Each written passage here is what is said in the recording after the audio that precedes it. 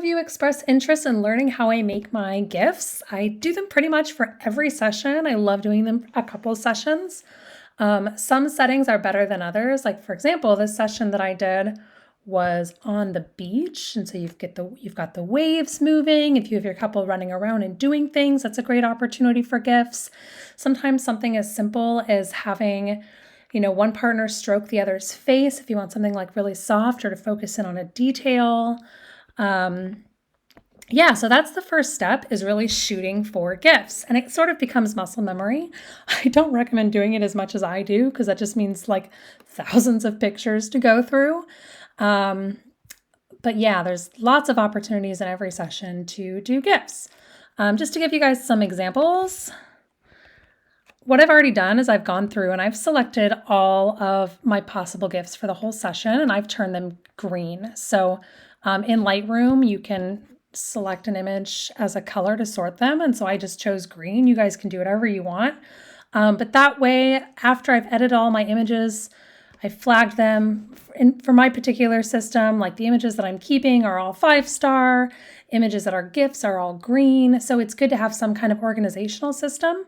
But at this point, everything green is a potential gift, or GIF, not gift. Okay, so we can go in. So like these are all possible GIFs. This was a proposal session. So this was the moment where like he proposed and she realized I was there taking pictures of the whole thing. So she was very surprised. So, they're celebrating, running across the beach. I love capturing details as GIFs. So just something as simple as like their feet walking across the sand, catching the reflection. There's so many different opportunities, especially on the beach. You've got the ocean waves moving in the background.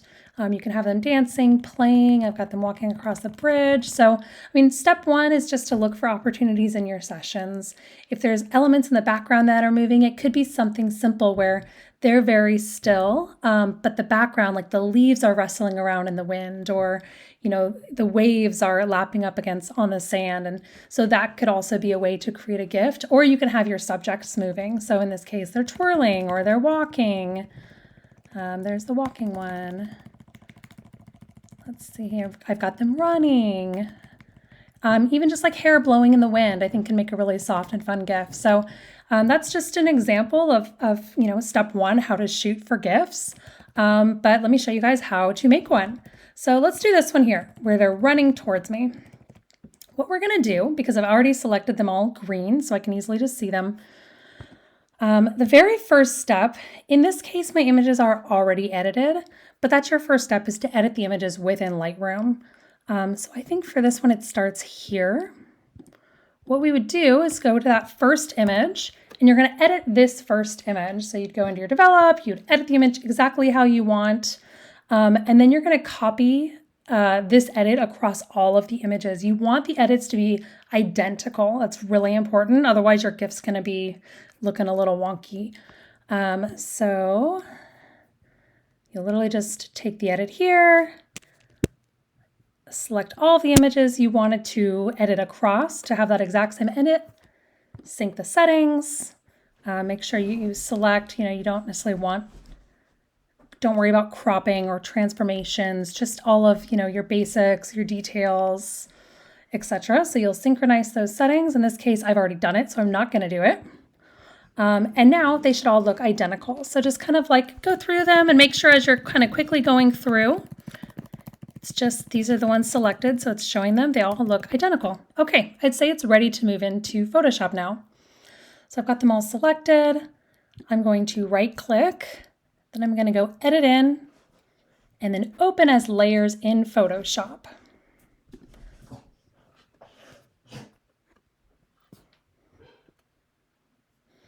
So that's going to take a minute.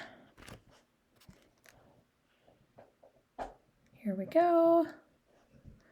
And if you hear some funky sounds in the background, that is my dog who's decided to chew on his bone right now. All right, so it's opening as layers. Like, it depends on how many images you have in your GIF. If you have like 30 images in a GIF, like one, your file size is going to be huge when you save it. And everything's going to take twice as long. This one, I think there's only like 10 frames, so it's not going to be too bad. but essentially everything is loading in right now.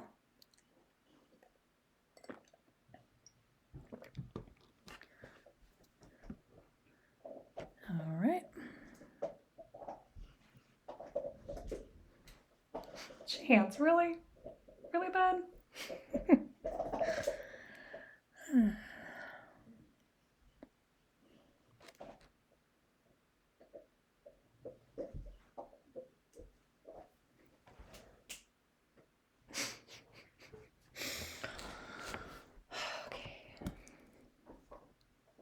Okay, I think everything has, oh no, we're still going. Yeah, so GIFs are time consuming.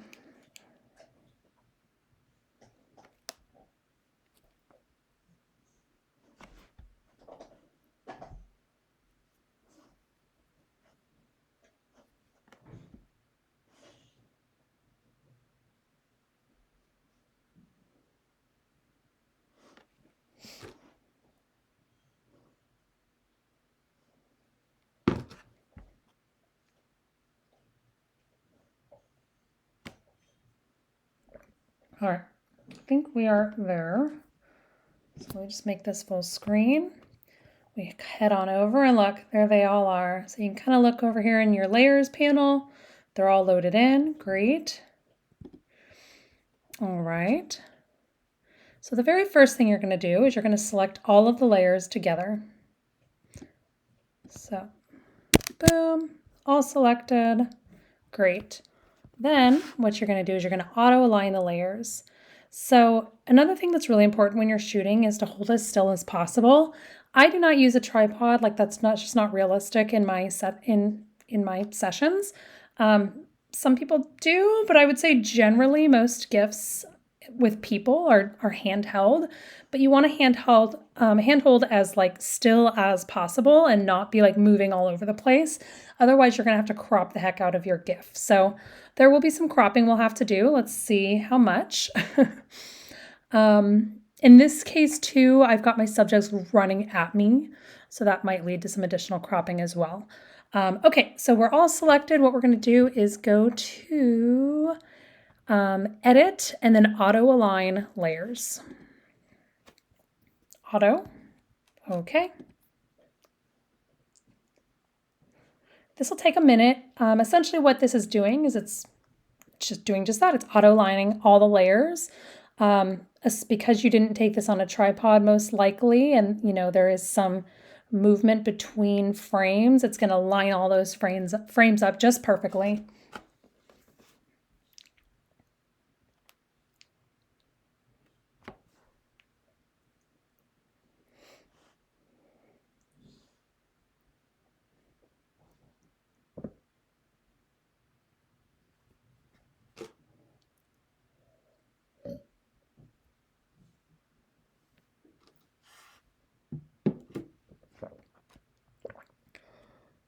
All right, there we go. So we have aligned the layers.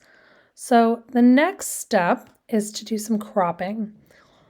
What I will do before cropping though, oftentimes, well, let's just do an initial crop because I can tell that these, some of these layers need to be cropped. So you go to the crop symbol here and you just kind of drag it in.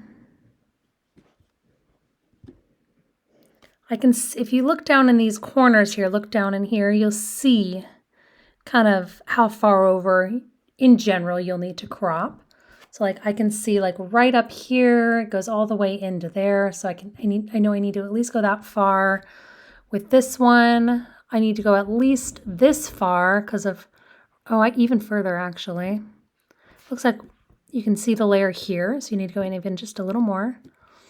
I know we need to go up to at least here. Boom.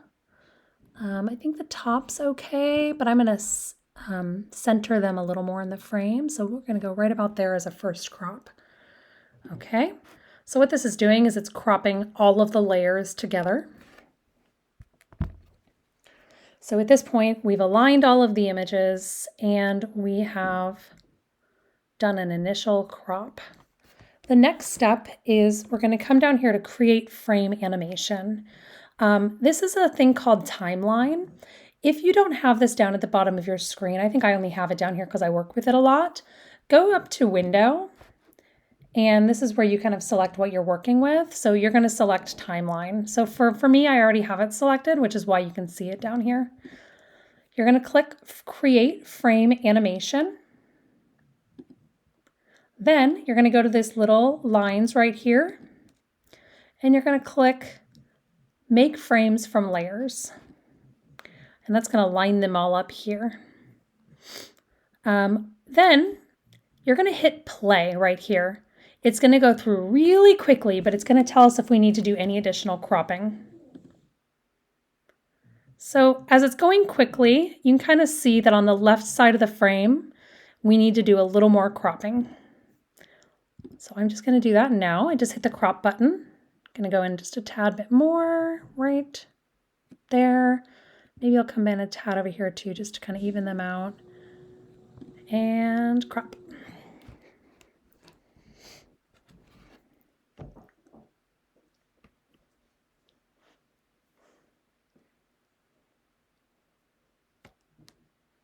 Okay, the next thing I'm going to do is just hit play again to make sure we got all the cropping done. Awesome. No more cropping needs to be done here. Now you'll notice they're running backwards, and for whatever reason, I've never figured this out, but whenever I put all of my frames in from Lightroom to Photoshop, it always puts them in the reverse order. So the next thing I'm going to do is fix the order.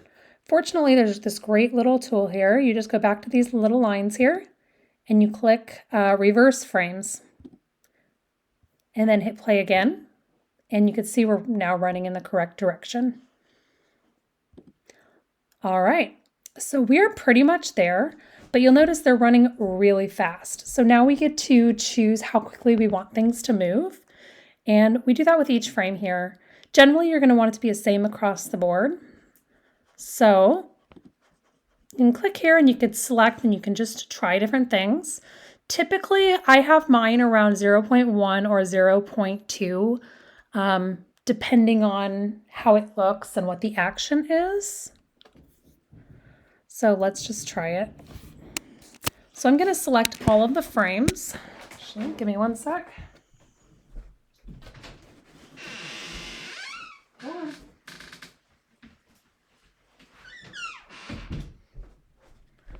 Don't mind my dog.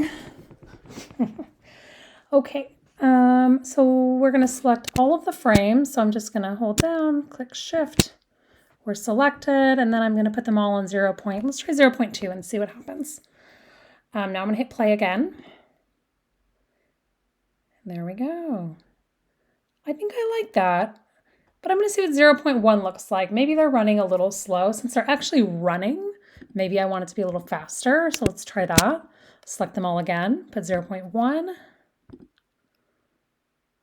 Okay, so I think this is the one I actually ended up doing in my gallery.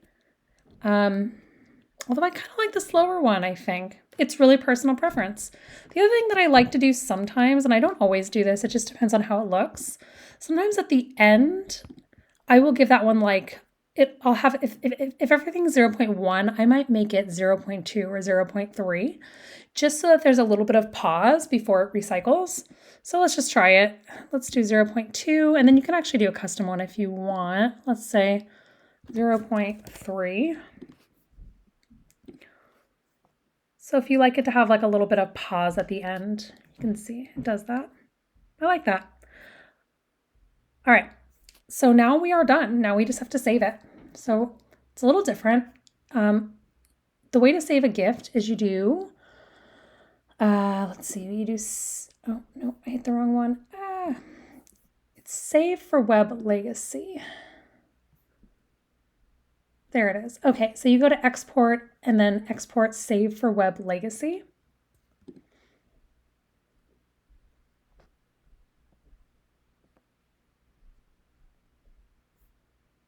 And the saving process is a little slow.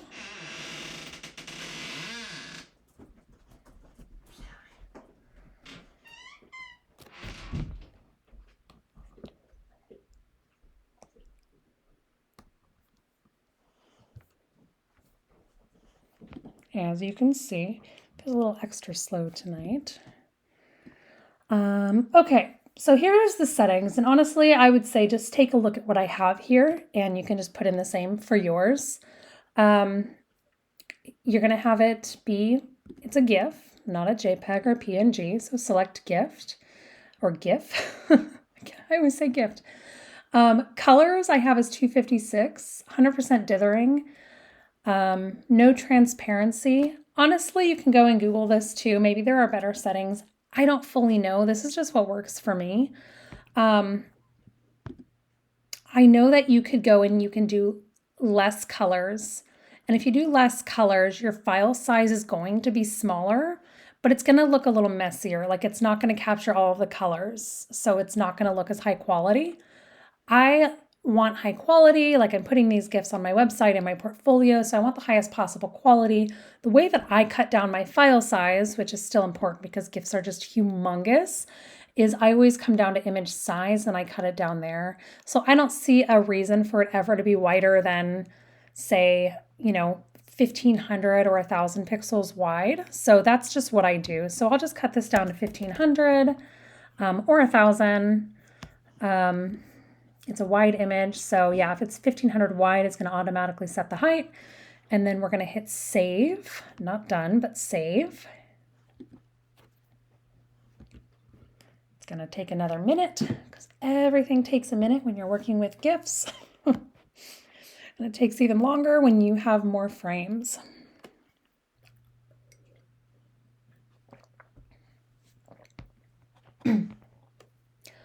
All right, so now we're just going to select where we want to save it. I'll just put it in my downloads, give it a name, running, and then we will save it.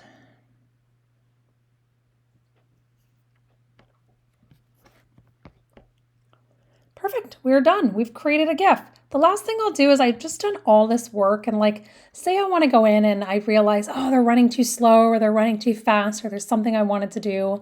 You have to do it all over again if you don't save your file. So I always just also save my Photoshop.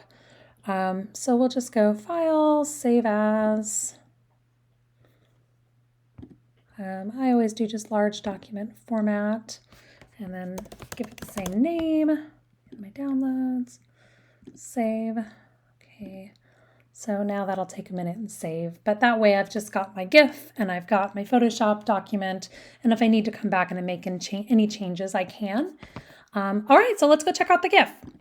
So we're going to go into my downloads. No, wrong one. So to open a GIF, you actually open it in an internet browser. That's the best way to view it. So we're going to go open with, let's do Chrome. Boom, there it is. So yeah, they're running a little quick. I might even slow that down a little bit, but there you have it. That's how you make a GIF.